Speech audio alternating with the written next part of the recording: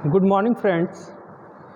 Late Shiv Kumar Rai ITI Ghazipur बवेड़ी के online portal में आप सभी विद्यार्थियों का बहुत बहुत स्वागत है।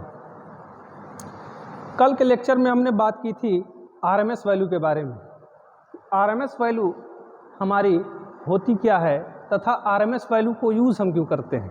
तो RMS का फुल फॉर्म होता है रूट मीन स्क्वायर, और रूट मीन स्क्वायर को यूज़ करने का मतलब होता है कि हमारी जो AC में वोल्टेज या करंट कोई भी राशि हो वो टाइम टाइम पर अपने वैल्यू को चेंज करती रहती है। जबकि हमको न्यूमेरिकल या किसी भी प्रॉब्लम को अगर सॉल्व करना है AC के केस में तो हमको एक पर्टिकुलर वैल्यू की ज़रूरत होती है।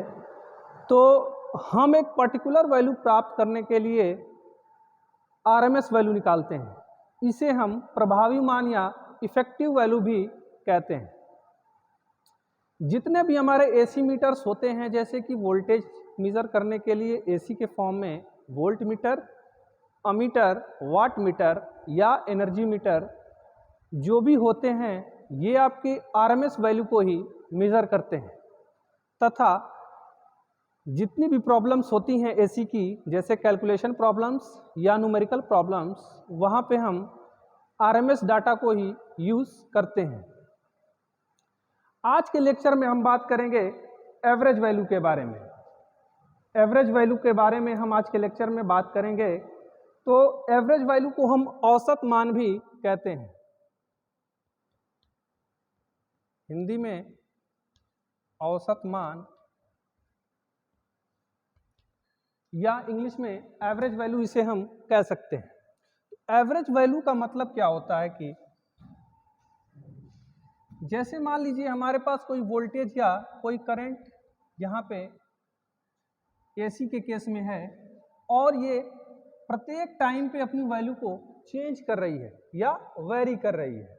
तो प्रत्येक टाइम पे ये अपनी वैल्यू को जब चेंज करेगी तो हम यहाँ से देखेंगे कि इसका हम एवरेज कोई वैल्यू निकालेंगे।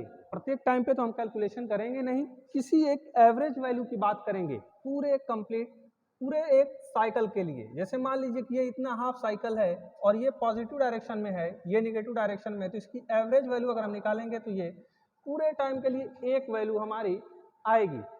मान लीजिए यहाँ से यहाँ तक जो एंगल होता है 0 से पाई, यहाँ पे 2 पाई। तो एवरेज वैल्यू में अब जो दूसरी बात होती है, एवरेज वैल्यू हमेशा हाफ साइकिल की निकाली जाती है। हाफ साइकिल की एवरेज वैल्यू निकालने का मतलब ये होता है कि अगर हम फुल साइकिल की एवरेज वैल्यू निकालेंगे तो एक साइकिल की एवरेज वैल्यू पॉजिटिव तथा दूसरे साइकिल की एवरेज वैल्यू निगेटिव, दोनों आपस में कैंसिल आउट हो जाएंगे। इसलिए हम हमेशा हाफ वैल्यू की ही एवरेज वैल्यू निकालते हैं। तो यहाँ पे हाफ वैल्यू की एवरेज वैल्यू निकालने के लिए इसका जो कंप्लीट टाइम पीरियड है T होगा, जबकि इसका हाफ टाइम पीरियड अगर बात करें तो यहाँ पे T/2 होगा।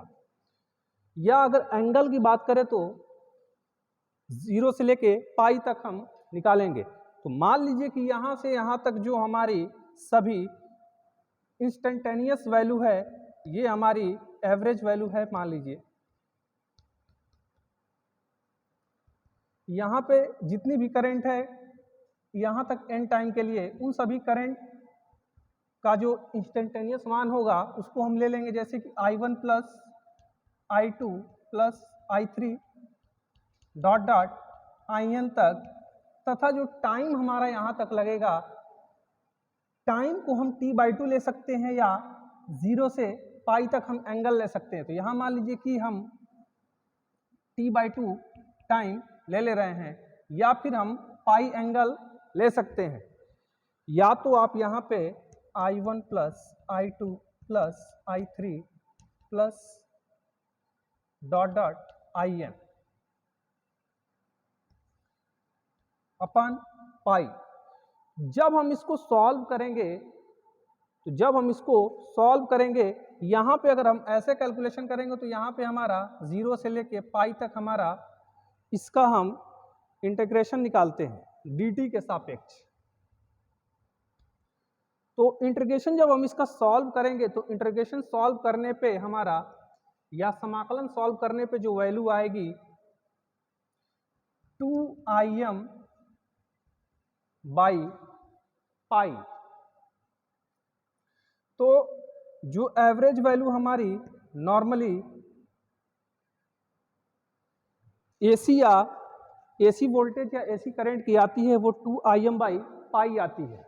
इसको हम 0.676 Im से भी दिखा सकते हैं, क्योंकि अगर 2/पाई को हम सॉल्व करें तो हमारा इतना ही आता है। ये मान लीजिए कि हमारी I की एवरेज वैल्यू हो गई, I एवरेज वैल्यू बराबर 0.67 Im।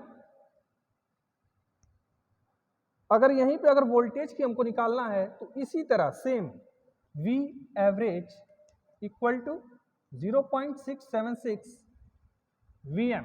ये Vm आपका मैक्सिमम वैल्यू ऑफ करंट या मैक्सिमम वैल्यू ऑफ वोल्टेज है। Vm आपका मैक्सिमम वैल्यू ऑफ करंट या मैक्सिमम वैल्यू ऑफ, ये मैक्सिमम वैल्यू ऑफ करंट या मैक्सिमम वैल्यू ऑफ वोल्टेज है। तो इस प्रकार से हम एवरेज वैल्यू को समझ सकते हैं। इसमें जो सबसे ज़्यादा इंपॉर्टेंट है, ये फार्मूला आपको याद होना चाहिए। और दूसरी बात कि एवरेज वैल्यू हमेशा हाफ साइकिल की निकाली जाती है, इतना आपको पता होना चाहिए। अब इसके बाद हम डिस्कस करेंगे पीक फैक्टर के बारे में।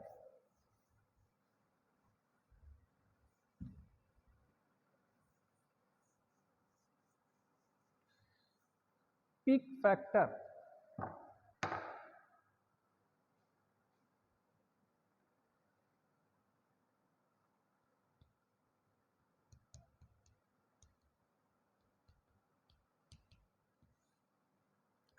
पीक फैक्टर अगर हमको एसी के केस में किसी भी साइकिल का पीक फैक्टर, जैसे मान लीजिए कि हमको फाइंड अगर करना है, मान लीजिए हमारे पास ये कोई साइकिल है टी टाइम रेस्पेक्ट में, ये हमारा ग्राफिकल रिप्रेजेंटेशन है किसी भी वोल्टेज या करंट का। अगर हमको इसका पीक फैक्टर चाहिए, पीक फैक्टर इसका फाइंड करना है, तो पीक फैक्टर फाइंड करने के लिए हम यहाँ क्या कर सकते हैं, तो पीक फैक्टर फाइंड करने के लिए हम यहाँ पे सबसे पहले इसकी पीक वैल्यू या हिंदी में इसे शिखर मान कहते हैं, अपान में इसकी इफेक्टिव वैल्यू या आरएमएस मान, दोनों से हम डिवाइड कर देंगे तो हमको यहाँ पे पीक फैक्टर फाइंड हो जाएगा। तो मान लीजिए किसी भी अगर वोल्टेज की हम पीक फैक्टर किसी भी वोल्टेज का हम फाइंड कर रहे हैं, मान लीजिए कि वोल्टेज का सबसे पहले हम अगर पीक फैक्टर फाइंड करते हैं, इसकी जो पीक वैल्यू होगी Vm होगी, जो कि मैक्सिमम वैल्यू है, तथा इसकी जो आरएमएस वैल्यू होगी √2 Vm। तो यहाँ पे Vm से Vm कैंसिल आउट हो जाएगा, बचेगा 1/√2, जिसकी वैल्यू होती है 1.414 या 1.414। तो पीक फैक्टर की अगर हम बात करें वोल्टेज या करंट के केस में, तो पीक फैक्टर जो हमेशा आपका होगा, पीक फैक्टर जो होगा 1.414 या 1.414 के बराबर होगा। ये आपके एग्जाम में बहुत ज्यादा पूछा जाता है। It is very important topic of exam point of view.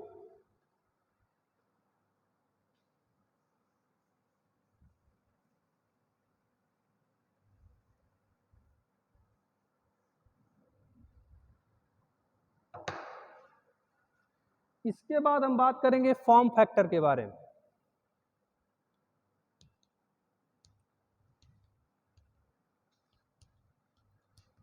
Form factor, तो फॉर्म फैक्टर को समझने के लिए हम इस प्रकार से समझ सकते हैं कि फॉर्म फैक्टर को फाइंड करने के लिए हम किसी भी एसी साइकिल में सबसे पहले उसके आरएमएस मान को ले लेते हैं, उसके बाद उसके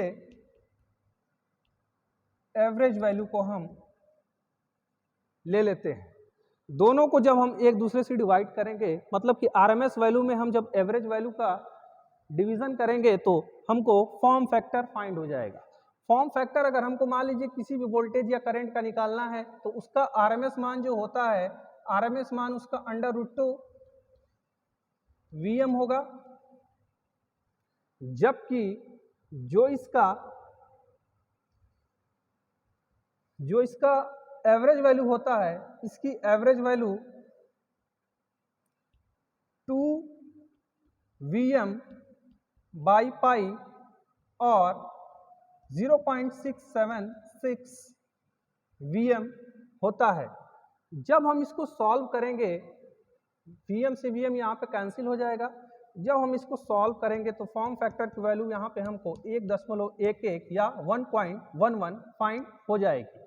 ये भी वैल्यू आपसे एग्जाम में हमेशा पूछी जाती है कि फॉर्म फैक्टर कितना होता है और पीक फैक्टर कितना होता है, और दोनों का फार्मूला पूछा जाता है। तो इस प्रकार से हम फॉर्म फैक्टर और पीक फैक्टर को समझ सकते हैं। यहाँ तक हमारा टॉपिक इस प्रकार से कंप्लीट होता है। अब हम बात करेंगे टाइप्स ऑफ एसी सर्किट के बारे में, जिसको हम नेक्स्ट वीडियो में कंप्लीट करेंगे। तब तक के लिए धन्यवाद।